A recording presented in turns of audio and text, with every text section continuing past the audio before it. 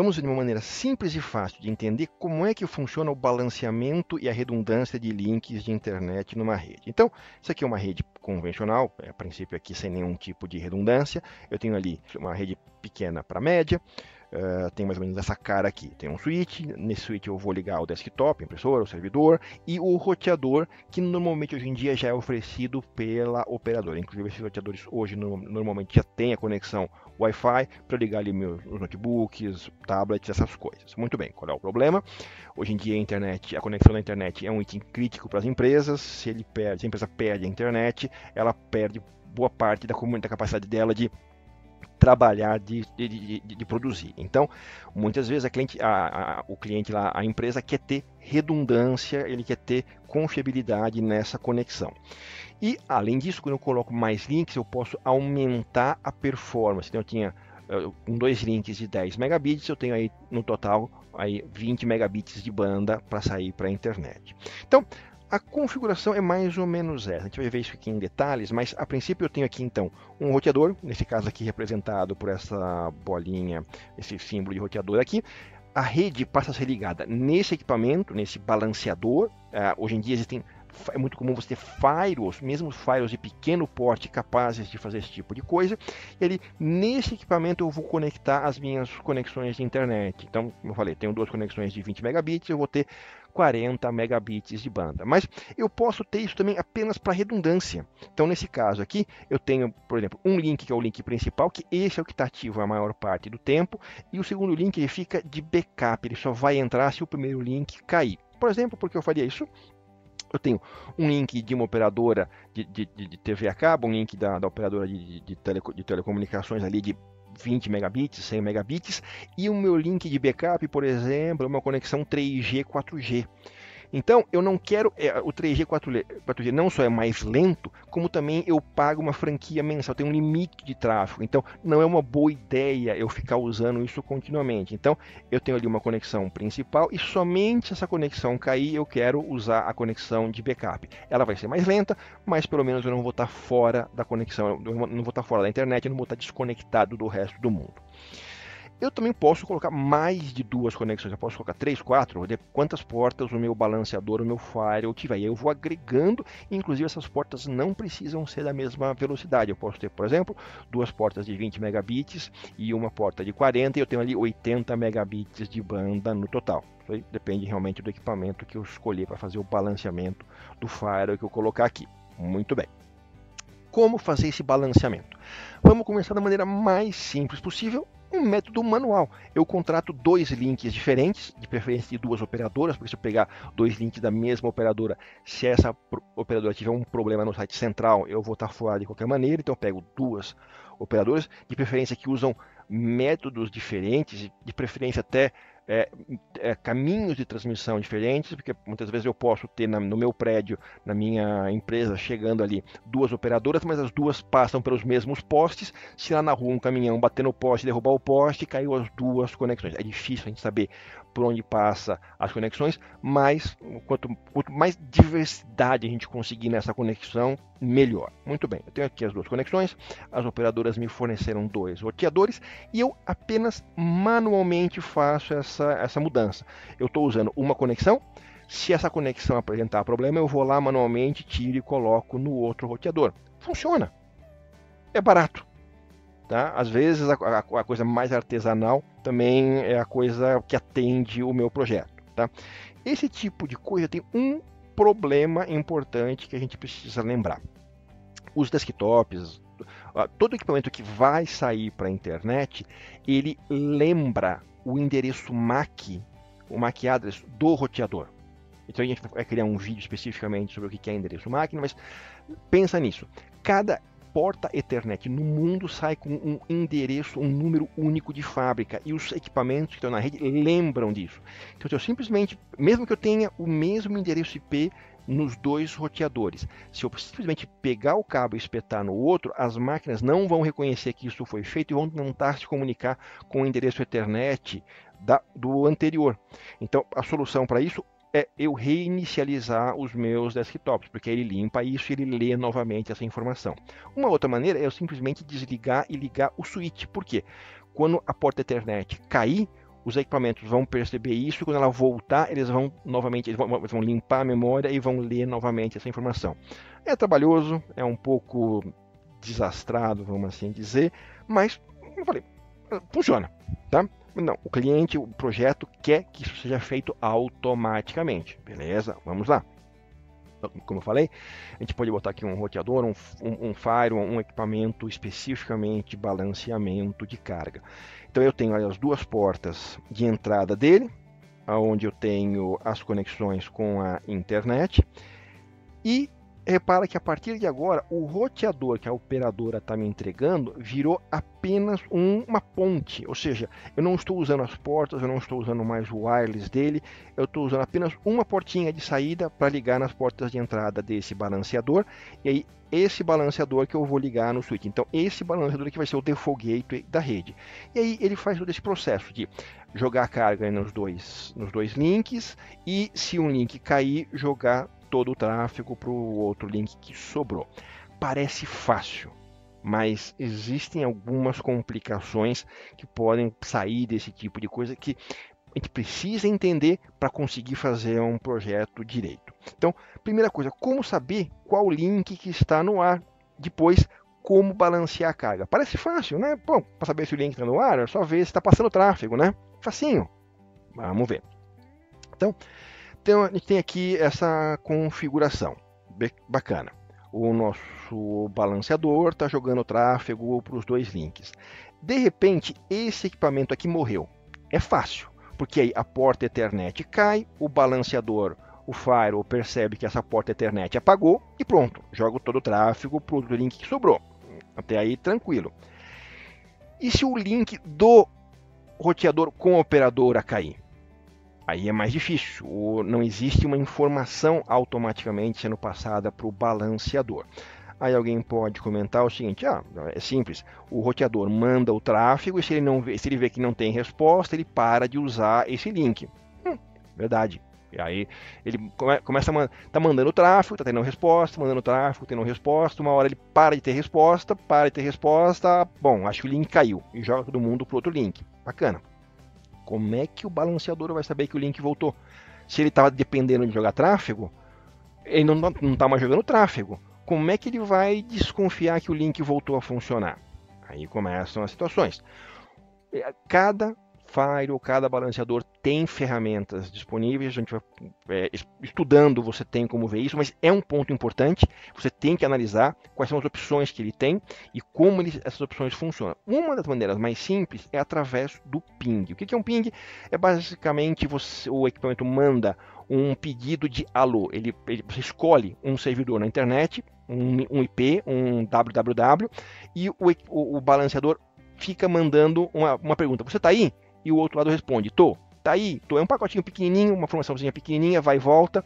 Então, a internet desse link caiu, o roteador, o balanceador, joga todo o tráfego para o outro link e fica nesse link que está morto, mandando ping. Quando ele começar a ter resposta, ele considera que o link voltou e aí joga tráfego e verifica se tem a volta. Legal? Bacana? Bacana. Bom, quais são os problemas disso? Primeiro, o servidor do outro lado precisa estar no ar. Então, se o servidor estiver fora do ar, então ele não vai responder, não porque o link caiu, mas porque o servidor está fora do ar. Solução, normalmente essas máquinas de balanceamento, esses firewalls que tem balanceamento, permitem você configurar em vários endereços IP para ele ficar testando. Então, você diz lá, olha, você configura 5 endereços e aí você diz lá que se 3 deles responderem, é para ele considerar que o link... Você tem como configurar isso tudo, é bem completa as configurações que você tem isso hoje. E mais, muitas vezes os equipamentos, quando você manda o ping, ele não responde. Por quê? Porque está com excesso de tráfego, ele está muito ocupado, ele não é obrigado a responder a todos os ping. Então você pode até dizer quantos acertos em cada envio. Então, você diz lá que para cada...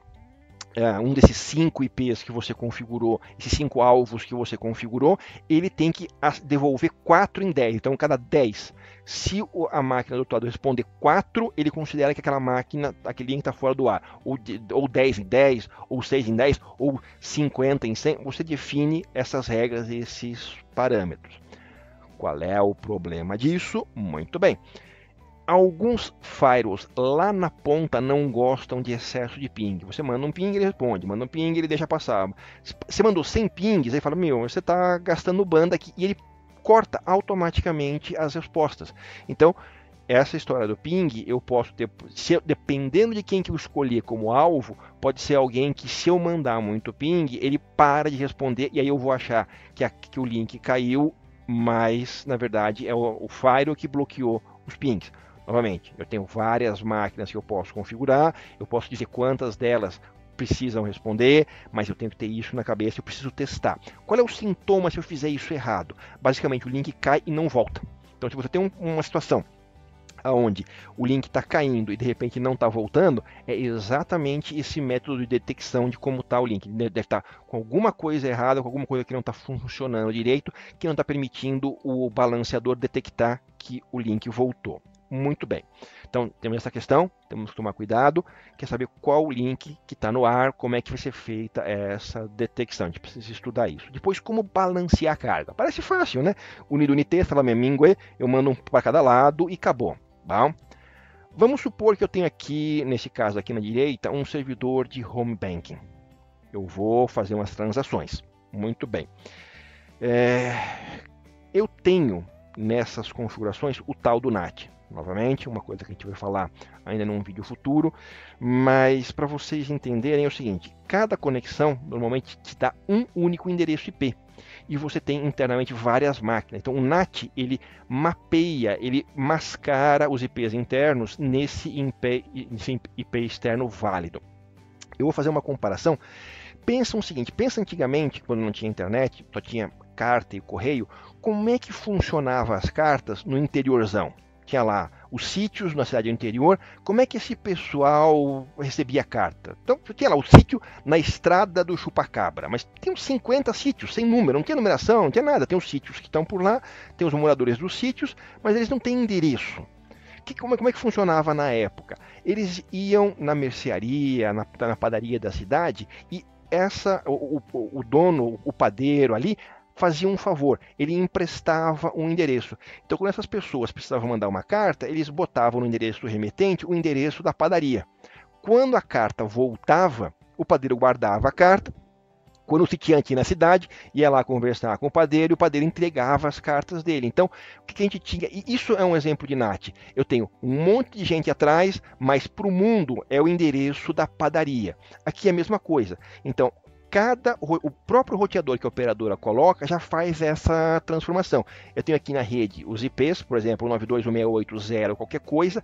Quando eles vão sair para a internet, passam pelo roteador, o roteador muda o IP para esse IP válido e quando a internet responder para esse IP, ele faz de volta o processo e manda para a máquina. Isso é o NAT. Bacana, bacana, legal, legal. Qual que é o problema? Vamos voltar aqui, colocar ali na direita o nosso servidor de home banking. Vamos supor que eu acesso esse home banking e o meu balanceador me joga para o link de cima. Eu me autentico. Eu dou a minha conta, a minha senha. Aí eu vou fazer uma transação e de repente o balanceador escolhe o link de baixo. O que o banco lá vai ver?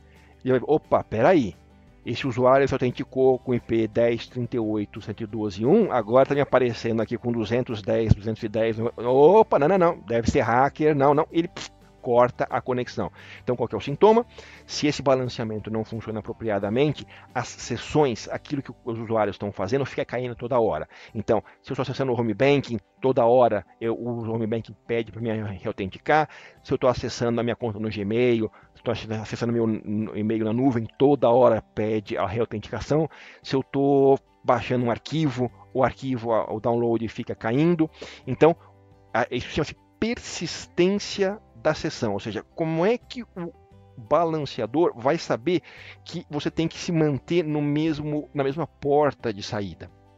Lembra, quando eu vou fazer uma comunicação, eu tenho pacotes. O que são pacotes? Eu pego a informação que eu preciso transmitir, divido em pedacinhos e mando esses pedacinhos. Se os pedacinhos chegarem no caminho errado, eles não vão ser reconhecidos. Então, eu preciso que cada informação que eu requisitar obrigatoriamente vai e volte pelo mesmo caminho. O balanceador precisa garantir isso. E essa é a grande dificuldade. De que maneira eu posso fazer isso? Bom, existem várias maneiras. O IP de origem. Então eu digo o seguinte, 192.168.025 até 192.168.030 sai pelo link de cima. 192.168.031 até 192.168.035 sai pelo link de baixo. E aí, se um dos links cair, todo mundo sai pelo mesmo link. Bacana, isso funciona. E eu tenho certeza que eu nunca vou ter problema de sessão. Qual é o problema disso? O balanceamento não é exato. Eu posso ter uns usuários acessando mais, outros usando menos, aí um link fica sobrecarregado e o outro link fica vazio. Eu tenho também a forma como esses IPs são distribuídos. Se eu tenho um servidor distribuindo IP, ele começa de manhã cedo, 25, depois do próximo usuário 26, 27, 28. Então, quer dizer, todo mundo de manhã cedo sai por um link só e o outro link fica vazio. Então, essa história do IP de origem é muito fácil, é muito tranquilo, mas não balanceia direitinho os links. Eu posso estar subaproveitando um e congestionando o outro. O IP de destino, como é que funciona isso? O roteador, o balanceador, armazena para cada servidor na internet qual é a porta que saiu. Então, quem sair para aquele servidor a partir daquele instante vai sair obrigatoriamente naquela porta, 1 ou 2 nesse caso aqui. Também resolvi o problema. Qual que é a questão? Primeiro, eu tenho que ter memória suficiente nesse balanceador. Normalmente, hoje em dia, isso não é grande problema, a memória hoje é barata, mesmo os balanceadores, os firewalls mais de baixo custo têm uma boa quantidade de memória, mas eu, de novo, posso ter um problema de falha no balanceamento. Por quê? Um usuário acessou o servidor A, saiu por cima, outro usuário acessou o servidor B, saiu por baixo, o usuário seguinte acessou o servidor C por cima, D por baixo. De repente, as pessoas só usam o A e o C, então está todo mundo congestionando o link de cima e ninguém usando o link de baixo. É mais difícil de acontecer esse tipo de coincidência, mas não é impossível. Além disso, essa informação não fica na memória do balanceador para sempre, porque senão ele teria que ter memória infinita. Então, de tempos em tempos, por exemplo, alguém acessou o servidor A na internet e foi por cima. Se ficar 15 minutos sem ninguém acessar o servidor A, o balanceador apaga essa informação e a próxima vez que alguém tentar acessar o servidor A, ele sorteia. Muito bem. Por que 15 minutos é ou não o suficiente? Depende. Vamos supor que os usuários vão sair para almoçar.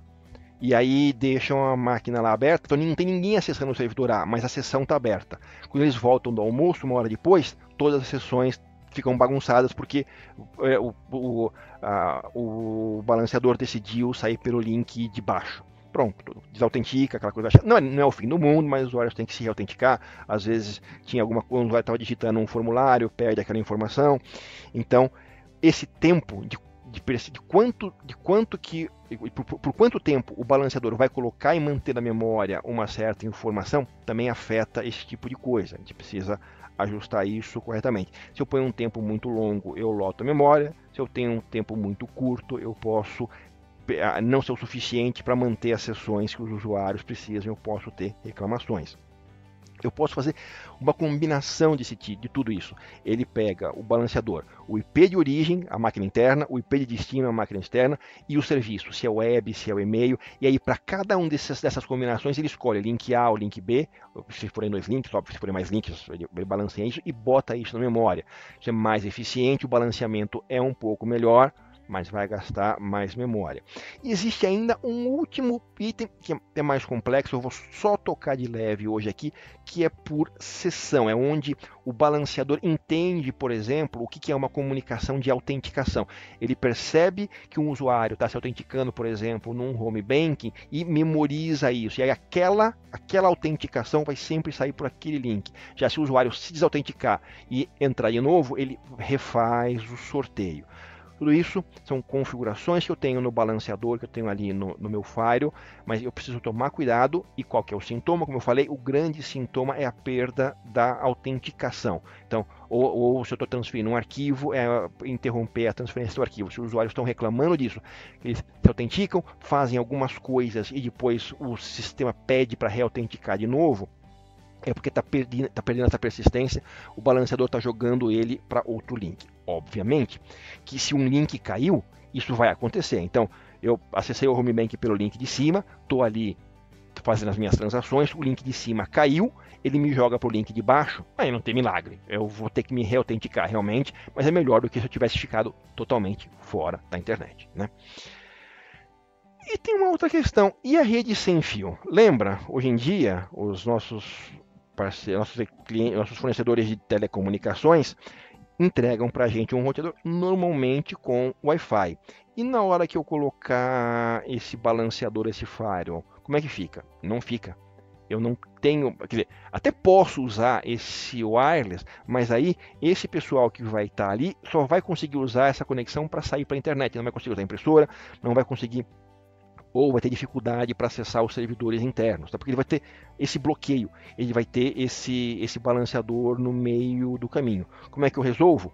A maneira mais eficiente é colocar um access point, um ponto de acesso dentro da rede, e aí esse é o ponto de conexão. Eu vou realmente, infelizmente, desperdiçar essas conexões de rede sem fio que as operadoras estão me dando de graça aqui. Mas se você também quer ajudar outras pessoas, por favor, clica no botão de gostei abaixo. Por incrível que pareça, isso ajuda muito nas buscas do YouTube, do Google, e você vai estar contribuindo para que outras pessoas encontrem esse vídeo. Para quem tem dúvidas ou mesmo sugestões de assuntos para os nossos próximos vídeos, por favor, deixem nos comentários abaixo. Clique aqui para assinar o nosso canal, porque você vai estar entre os primeiros a saber quando a gente publicar um novo vídeo. E por último, tem aqui 2 sugestões de vídeos anteriores com algumas informações adicionais. E até a próxima!